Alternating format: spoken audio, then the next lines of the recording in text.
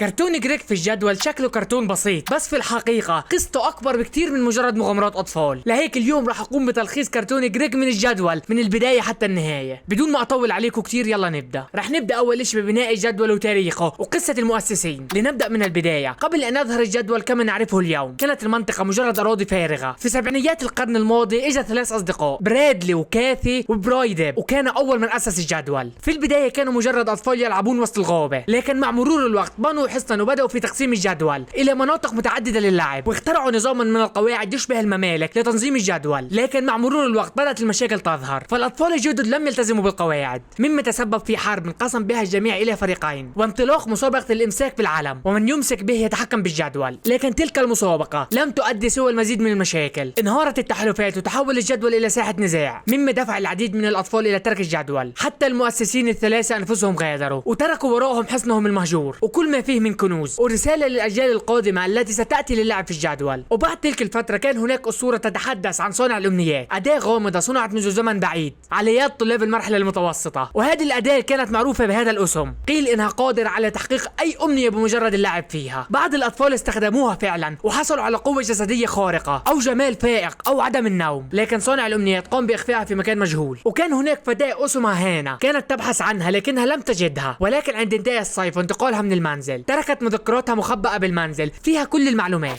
والآن ظهرت فترة جديدة في الجدول، وبدأ الأطفال بتنظيم نفسهم بشكل مختلف. وفي هذا الوقت كان هناك 3 أطفال يلعبون هناك. أصدقاء نيرز كانوا يحبوا مشاهدة الأنمي، وكان كينيث يحب لبس ملابس الأنمي المفضلة لديه. لكن عندما بني جسر في المدينة انقسم الجدول وفصل كينيث عن أصدقائه، مما جعله يشعر بالوحدة والحزن. لكن الأطفال في الجهة الأخرى بدأوا يعجبون بزي الأنمي وبدأوا في اللعب معه، وأيضا إيجاده لقلب الغابة، وأصبح بعد فترة ملك الجدول، وأسس نظام حكم من نسله، وسلم الحكم لأخته الأصغر قبل أن يذهب إلى الثانوية. وقبل رحيله أخفى كنز في قلب الغابة لا يمكن الوصول إليه إلا بجمع 26 مكعب. أما أصدقائه فقد بقوا في الجانب الآخر من الجدول حتى الآن، تاركين حياتهم ومستقبلهم عالقين في عالم الجدول. وبعد تولد شقيقته الحكم، لكنها أيضا كبرت وأوشكت على دخول الثانوية، وكان عليها تسليم الحكم لشقيقها الأصغر إكسيفير. كان له صديقين عمر ومايا، كانوا دائما بيتسكعوا وبيلعبوا مع بعض، لكن لما طلبت منه شقيقته أن يختار أحدهما ليكون مساعده في الحكم لم يستطع اتخاذ القرار، فقرر إجبارهم على القتال ليحسم الأمر. عمر لم يكن يرغب في القتال، لكن مايا بادرت في الهجوم، وانتهى الامر بفوز عمر. ورغم ذلك رفض ان يصبح مساعد لاكسيفير بسبب تصرفاته الانانيه، فهرب من القلعه، وهناك التقى بجرين بانثو اللي بدات في تعليمه فنون القتال. وفي ذلك الوقت تم تعيين اكسيفير ملكا جديدا للجدول بجانب مساعدته مايا. اما عمر فشعر بالحزن بسبب خيانه مايا له، لكنها عادت لاحقا وعرضت عليه ان يعتذر لاكسيفير علشان يسامحه، لكن عمر رفض بالتاكيد. فتدخل اكسيفير في نفس اللحظه، وتدخلت ايضا جرين بانشو علشان تهدد اكسيفير، لكنه كشف هويتها الحقيقيه بانها طالبه في الثانويه، وهددها انه سيخبر أصدقائها أنها ما زالت تلعب مع الأطفال. وبالفعل رحلت وهرب عمر في نفس اللحظة، ومن هنا تحول عمر إلى الجرين بانشو وأصبح حامي الجسر الفاصل بين شمال الجدول وجنوبه. في الجهة الأخرى بدأ الملك بفرض سيطرته على منطقته الخاصة داخل الجدول. هلا رح أحكي عن عائلة ويليامز. رح أبدأ أول شيء مع الجدين، هم زوجين مترابطان ومتفاهمين. تعمل الجدة كعضو في مجلس المدينة، وكانت ناشطة في مجال الحقوق المدنية في الستينات. أما الجد فكان يحب الزراعة، ومن الواضح أنه عمل في هذا المجال في الماضي. أنجبوا طفلين دوني وديرنال، كانوا الأخوين يتنافسان دائما، خصوصا خلال رحلات التخييم مع والدهم. كان داني بيبذل مجهود كبير في التخييم، بينما كان اخاه ما بيهتم كتير، لهيك كافأ والده بفأس يحتفظ به حتى اليوم. ورغم التنافس كانوا الاخوين يحبان بعضهم البعض. كبر الاثنين وتزوجوا. تزوج داني من نيكول، كانت علاقتهم مستقرة ومتعاونة، وبيظهر بينهم تفاهم في تربية الأطفال. نيكول شخصية حازمة ومنظمة ومرحة في بعض الأحيان، كل منهم بيثق في قرارات الآخر وبوجهوا الأطفال بهدوء ومحبة. أنجبوا 3 أطفال، الأخ الأكبر برنارد، الطفلة الصغرى جيسيكا، وبالتأكيد بطل حكايتنا كريغ.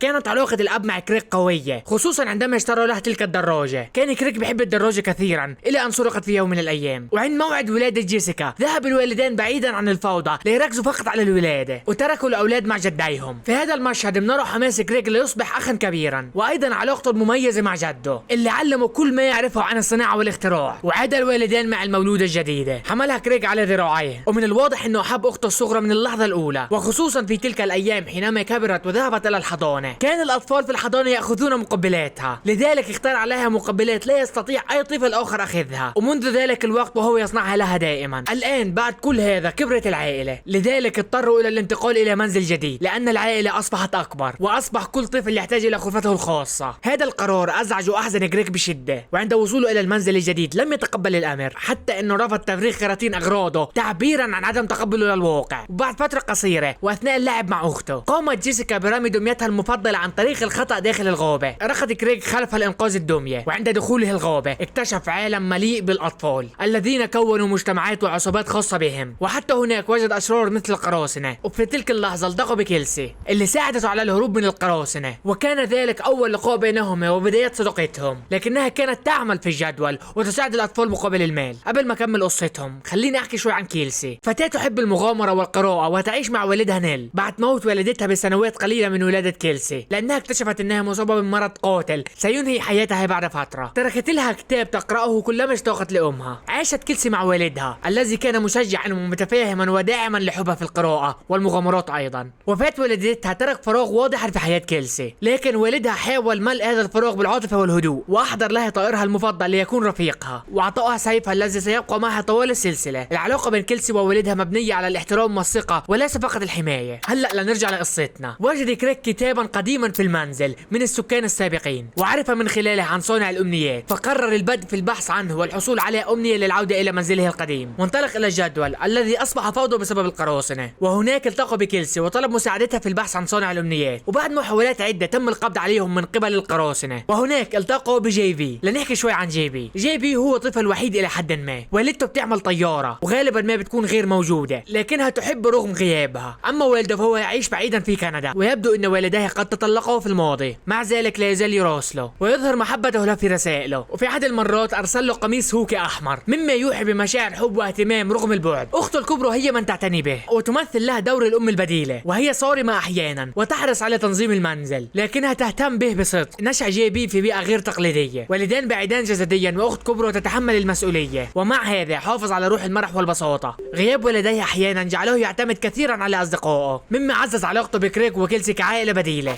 هلا لنكمل قصتنا. كان جي بي بيعمل مع القراصنة كمعذب للأسرى، لكن شخصيته لم تكن كذلك في الحقيقة، ولهذا وبعد عدة أحداث وحوارات انضم إليهم في خطة الهروب. وبعد عدة أحداث ومغامرات طويلة وصل كريج إلى صانع الأمنيات، لكن قبل أن يحصل عليها تدخلت سيرينا قائدة القراصنة وتمنت أمنيتها أن تغرق كل شيء. بدأ كل شيء في الانهيار، وبعد سلسلة من الأحداث دخل كريج وسيرينا في قتال، وانضمت كيلسي إلى المواجهة في معركة ملحمية. خلال القتال بتعترف سيرينا بأنها أرادت فقط أن تغرق العالم لتعيد صناعة مكان مثل موطنها القديم. كانت مثل جريج تشتاق للعودة إلى منزلها. يتمكن جريج من إقناعها ويعود كل شيء إلى طبيعته. في النهاية يتقبل جريج منزله الجديد ويفرغ أغراضه، ويقرر البدء في رسم خريطة للجدول مع أصدقائه الجدد.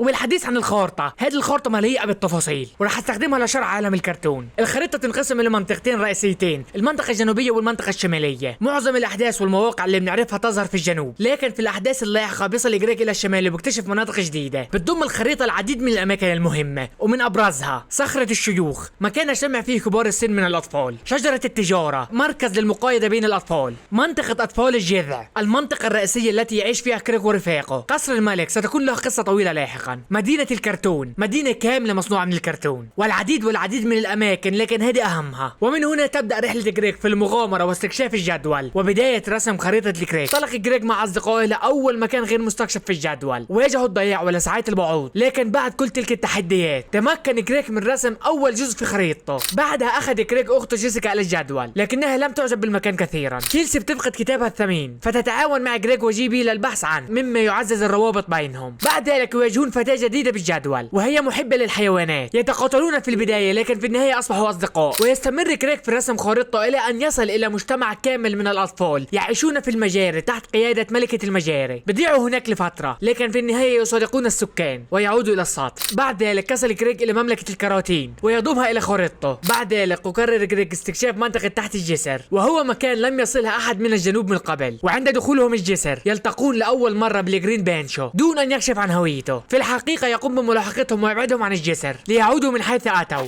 بعد ذلك يشارك جريك أخته الصغيرة مغامرة في مكان ما يقع بعد الجسر، وبعد عدة أحداث يتدخل جرين بانشو لإنقاذهم ويقول له ألم أخبرك ألا تأتي إلى هنا؟ فيرد جريك بأنه لم يأتي من الجسر بل كان في مشوار مع والدته. وهنا نشهد أول لقاء ودي مع الجرين بانشو، وأيضا تتجلى قوة علاقة جريك بأخته الصغرى. وبتستمر مغامرات جريك في الجدول، وبتتطور شخصيته ليصبح قائد مسؤول أكثر، كما أصبحت علاقاته الاجتماعية أقوى داخل جريك، والقيام بالعديد من المغامرات مثل إنشاء جنازة خيالية لبوبي، هذه رمزية تعبر عن مغادرته البلد خلال أيام، وقضاء يوم مع والدته في المنزل، وبناء قلعة من المخدات، إلى أن قرر الأصدقاء العودة إلى الجسر لمقابلة جرين بانثو، وهذه المرة أحضروا لها آيس كريم كتعبير عن الصداقة. قبلوه بالفعل وقبل الهدية، أخبرهم إنه موجود لحماية الجسر وإنه لا يجب على أحد العبور من الشمال إلى الجنوب، ومع ذلك سمح لهم بالمرور. لكن الأمور لم تبقى هادئة، فقام هدول الشخصين بسرقة خريطة جريج وإرسالها إلى الملك. انطلق الأصدقاء في مهمة سرية متخفيين للوصول إلى المملكة ومقابلة الملك، وخلال المواجهة خاض جريج قتال قوي استطاع فيه استعادة الخارطة، ولكن خلال المعركة ميا كسرت سيف كيلسي المفضل. بعد ذلك يعثر جريج على مخبأ تحت الأرض يدعى قلعة المؤسسين، ويبدأ في استكشاف أسرار وكنوز المؤسسين والعثور على رسالة سرية. فك لغزها ووصل إلى الكنز القديم المخبأ، وقد أوصلت تلك الرسالة إلى استكشاف معلومات أعمق عن حرب القدماء، عن سبب اندلاعها وأين اختفوا بعد نهايتها. بعد ذلك بفترة يعود جريج إلى الجسر ويقابل جرين بانشو مرة أخرى، وهذه المرة يقرر أن يخبر جريج بقصته الكاملة عن ماضيه مع مايا وعن علاقته بالملك وعن كل ما حدث بينهم، وعلى ما يبدو بدأت تتكون صداقة بينهم. بعد يدخل جريج متخفيا إلى مسابقة نظمها الملك، وخلال المسابقة يكشف الملك هويتهم ويحصل على صورة لخارطة جريج، ويقرر معاقبتهم بوضعهم داخل متاهة. بعد عدة محاولات وتعاون بين الأصدقاء تمكنوا في النهاية من الخروج منها. بعد ذلك يخبر عمر أو الجرين بانشو الجميع بقصته مع الملك استعدادا للخطر القادم. بعد ذلك شارك جي بي في مسابقة لكسر الأقلام وتمكن من الفوز بها. دخل جريج أيضا مسابقة لصناعة أفضل طبق وقدم فيها السناك اللي كان يصنعها لأخته عندما كانوا طفلين. انطلق جريج مع عائلته في رحلة تخييم إلى الغابة، وهناك تعرف أكثر عن العلاقة التي تجمع بين عمه ووالده. مع دخول الشتاء تحمس جريج لعطلة الثلج، لكن بعدم إعلان توقف المدارس حاول جلب الثلج بنفسه وفشل بالتأكيد. تبدأ مغامرات الأصدقاء في الثلج، لكنهم يلاحظون غياب الأطفال عن الجدول بسبب الطقس البارد. في هذه الأثناء يحاولون إيقاف كسيفير من تنفيذ هجوم على الجنوب، وبسبب الثلج قضى جريج يوما عائليا في المنزل. تاه أيضا جريج مع فتاة الحيوانات في الثلج، ومن هناك بدأت تنشأ علاقة بينهم. نظم بعد جريج وأصدقائه ألعابا أولمبية شتوية وبنوا منزل ثلجي كمان، وأيضا لعبوا الهوكي معا. الآن نصل إلى حدث مهم حينما اختفت الحلوى من الجدول، مما أثار حالة من الذعر بين الأطفال. اتضح أنه كسيفير هو من سيطر على الحلوى بالكامل، وواجه جريج واصدقائه كسيفير، بس عرض عليهم اعاده الحلوى مقابل ان يصبح ملك الجنوب ايضا. جريج رفض العرض، لكن للاسف بقيه الاطفال وافقوا عليه. برسخ كسيفير سيطرته على الجدول وعلى مصادر الحلوى ويطرد جريج من الجدول. بعد جريج بتوجه لمنزل كسيفير، وهناك بيقابل اخته واخيه الاكبر وبيكتشفوا كل ماضيه ويعرفون كل شيء عن نشأته واسباب تصرفاته ويستعدوا للقضاء عليه. بعد ذلك في نفس الليله يصل جريج الى غرفه كسيفير وتحداه في مسابقه الامساك بالعلم، تماما كما فعل المؤسسون القدماء.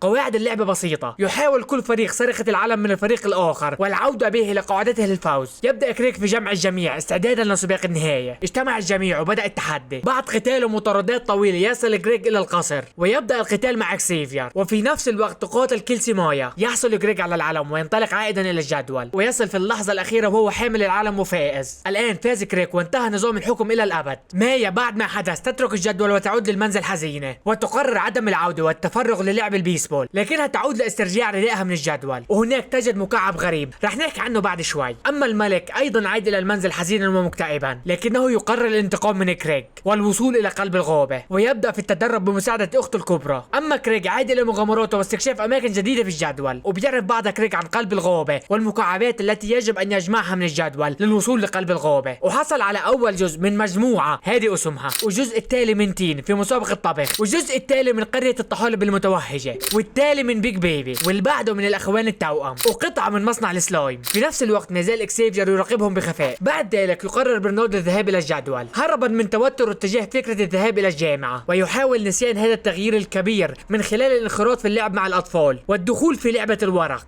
حتى انه انضم الى مجموعه الحكماء. ومع مرور الوقت تخلوا عن فكره الجامعه تماما، لكن بعد سلسله من الاحداث والمواقف يتمكن كريك من اقناعه بمواجهه مخاوفه وتقبل فكره الذهاب الى الجامعه بثقه. واثناء بحث غريغ عن قطع من المكعب، وعند لحظة حصوله عليها تظهر شخصية جديدة غامضة وتقوم بسرقة القطعة. يحاول البحث عن هذه الشخصية الغامضة وبيتهموا مايا بأنها هي من سرقت المكعب. بواجهها عمر معتقدا أن القطعة التي تملكها هي المسروقة، مما يسبب خلاف بينهم. وفي تلك اللحظة تظهر الشخصية الغامضة وتحاول الحصول على المكعب لكنها بتفشل. ومع ذلك أصبح من الواضح للفريق أن هذه الشخصية ما هي إلا الملك. الآن لم يتبقى سوى قطعة واحدة وهي بحوزة مايا. ينطلق الجميع كريك وأصدقائه في مواجهة الملك متوجهين إلى منزل مايا للحصول على المكعب الأخير. عند الباب تغلق في وجههم بعد حوار طويل بينهم ومحاولتهم إقناعها بإعطائهم المكعب. تخرج وتخبرهم انها قامت برمي المكعب في النهر. يشعر الجميع باليأس ويتخلون عن البحث عن المكعب في النهر، لكن كريغ لا ييأس ويستمر في البحث، والملك كذلك. وفي لحظة مؤثرة يعرض الملك هدنة. يقبل كريغ الهدنة ويستقبل الملك في منزله ليكتشف ان لديهم نفس الاهتمامات،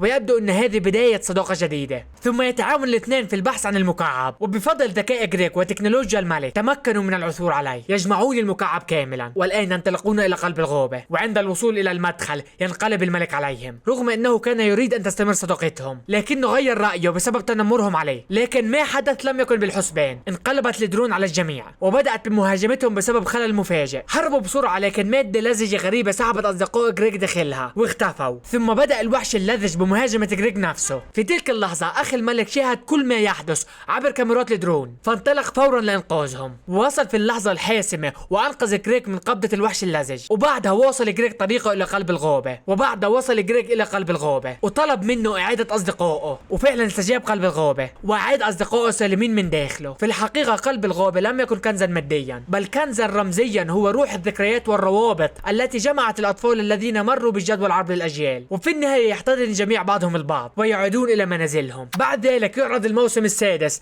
الذي لا يحتوي على الكثير من الأحداث بل ختامية للعرض ب10 حلقات فقط. راح أتكلم عن أهم الحلقات. تشتاق خلية تنحل غرفة كريغ فيتصل بالمختصين اللي أخبروه أن الأمر سيستغرق 10 أيام لحل المشكلة، ولهيك بقرر كريغ أن ينام كل يوم في منزل صديق مختلف. بيبدأ ببيت كيلسي لكن عائلته تستيقظ مبكرا جدا مما منعه من النوم براحة. ثم بيت جي بي الذي يتكلم ويمشي أثناء نومه بل لديه أيضا شخصية نائمة مزعجة جدا. وبعد منزل تومان اللي كان ممتع جدا حيث قضوا الليل طوله في لعب ألعاب الفيديو. بعد ذلك ورين قضوا الليلة في مغامرات خيالية عبر الأبعاد. وبعدها بوبي اللي انخرطوا في الكثير من المشاغبات والفوضى. وأخيرا ذهب إلى قصر إيلزا اللي أدخلتهم في مسابقات للفوز بجائزة قيمة لكنها لم تمنح في النهاية لأحد. وفي النهاية يتخلص كريغ من النحل ويعود إلى غرفته ليستمتع أخيرا بنوم هادئ. بعد ذلك يعود الملك الأول للجدول شقيق إكسيفير الأكبر ويتعاون معهم في سعادة صخرة الحكماء ويقضي بعض الوقت الجميل معهم كما كانوا في الماضي. وبعد ذلك بنشوف حلقة بتركز على كيلسي وعلاقتها الطيبة مع والدها وبتسترجع ذكرياتها الجميلة مع والدتها، كما تعثر على الكتاب القديم الذي كتبته والدتها لها ليكون تذكارا دافئا ومصدر إلهام لها دائما. في نهاية السلسلة انتهى كل شيء. برنولد بجهز نفسه ويذهب إلى الجامعة ويجتمع الجميع في الكريغ ويلاحظ كريغ أن الأطفال بدأوا يكبرون وينضجون مما يلمح إلى بداية جديدة في حياتهم. كريغ انتهى أخيرا من رسم خريطته الكاملة وعلقها في وسط الجدول ليراها الجميع وتسهل التنقل في الكريغ. يحتفل الجميع بسعادة وبياخدوا سيلفي جماعية مع نهاية العرض رسميا. القصص هون بتخلص بس أنا معي بتخلصش. كبرت الشخصيات وأصبحوا مراهقين يواجهون الحياة بطريقتهم الخاصة.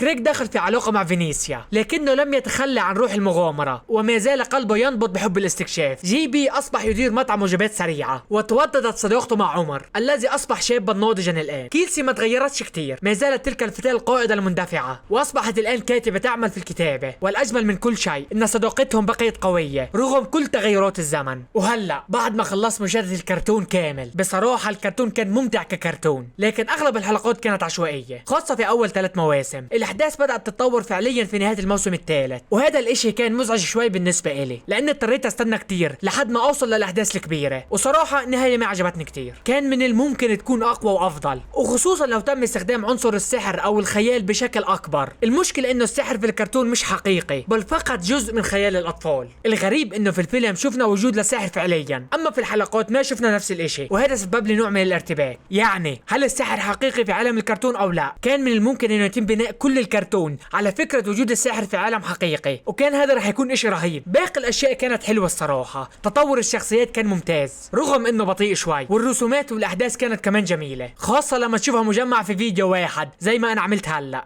وبتمنى يكون الملخص عجبكم وقدرت اوضح لكم الاحداث بشكل سلس ومرتب، وتقييمي للكرتون صراحه 6.5 من 10. ويلا سلام، وهيك بكون خلصت ملخص كريك في الجدول بشكل كامل، ويلا بشوفكم في الفيديو القادم.